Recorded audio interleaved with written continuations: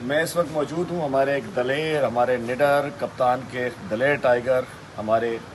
وکیل رہنما بھی ہیں، ہمارے ایسٹ کے جنرل سیکرٹری بھی ہیں، ہمارے بھائی بھی ہیں، اور ہمیشہ فرنٹ کے اوپر ہوتے ہیں، عدالت کے اندر بھی اور گراؤنڈ پہ بھی۔ اور یہ وہ وکیل ہیں جو کہ تھانے کے اندر جاتے بھی ہیں اور گرفتار بھی ہوتے ہیں۔ گزشتہ روز جب ہمارے صدر راجہ اظہر ایم پیز اور ورکرز کو گرفتار کیا جا رہا تھا، یہ خود پہنچے تھے وہاں، اور اس کے بعد انہیں وہاں سے زبردستی گاڑی میں ڈالا گیا، تھانے پہ جا کر ان کا موبائل، ان کا پرس ان سے چھینا گیا۔ جب ہم نے بات کی تو ہمیں بتایا گیا کہ جی یہ گرفتار نہیں ہے۔ ابھی میں نے ان سے بتایا، انہوں نے کہا نہیں جی ان کا تو موبائل اور پرس لے لیا گیا تھا، مجھے بتایا جا رہا تھا کہ نہیں وکیل صاحب تو چھڑانے آئے ہیں۔ میں کہنا چاہتا ہوں ہمارے وکلا برداشت نہیں کریں گے، ہمارے وکلا اپنی توہین اور ہم ان کی توہین بالکل برداشت نہیں کریں گے۔ تو میں ایک تو ان کو سلام پیش کرنے آیا ہوں کہ کل